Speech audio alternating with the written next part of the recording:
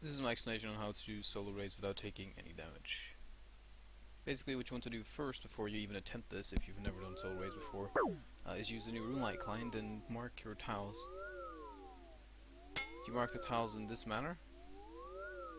It will be more clear during the video on where to mark the tiles. And the reason you do this is because then you know where to walk, how far you have to walk for the head to turn and to take 0 damage. So this is how to take 0 damage from the head, is by running between this tile, to this tile, to this tile.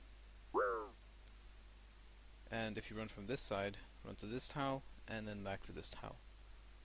So the reason why this tile is marked is because that's your first hit of your whip. If you want to use a whip, you can do 2 hits per cycle, or if you use a God Sword, for example, which is a heavy hitting weapon, you can do 1 attack per cycle, which actually means you take less damage. You deal less damage, but it's easier for most beginners. So if you start doing solar raids, I definitely advise on using something like a God Sword or an Elder Maul or a heavy hard-hitting weapon.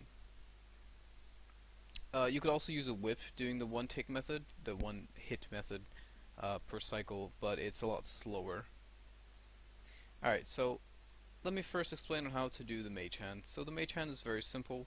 You use a trident. I mean, you can use a spell, you can click on the hand every time, but definitely do not recommend doing that. So you hit the hand here, run to this tile, mage it, run back, mage it, run there. You can even run to the middle if you want to, because the head will face middle. If you run to the middle tile, and you can keep doing this. So that's how to do the Mage Hand until you kill it, obviously. Then how to do the melee hand with a God Sword is you run to this tile, swing it, run back, wait till it faces middle, run back, swing it.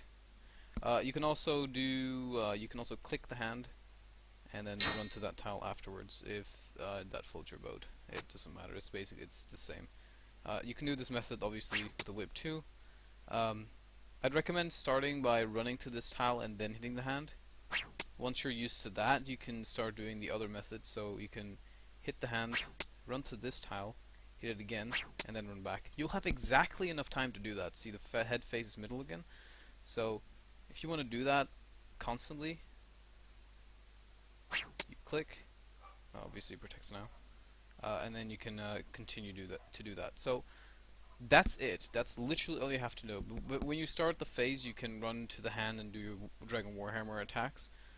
So it's easier to kill the melee hand in that phase. But that's basically it. So I'm gonna take damage here. Oops. So you can do this with anything that has the same speed as a whip. So I can use this Sarg Silak, which has the same speed as a whip. So I can do exactly that.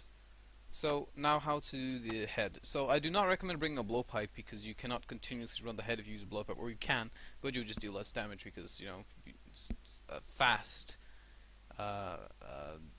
It's a fast weapon, so you'll do a lot of overtime damage, but not so much in one hit. So obviously I recommend Twisted Bow, but if you don't have a Twisted Bow, you can use a crossbow very easily for this. Obviously use better bolts than broad bolts, and you just run the head like this. On the last phase, this is. And you can generally you'll have enough supplies left to do this with any supplies you have left over, so you don't have to worry that much about the falling crystals. So this is basically how you run the head during the Olm. What you can also do, for example, if you want to kill the Mage Hand, you can even go like this. If you prefer that, you can do that. That's how to run the head, that's how to dodge all the damage that Olm deals, and yeah, that's it. Thank you for watching.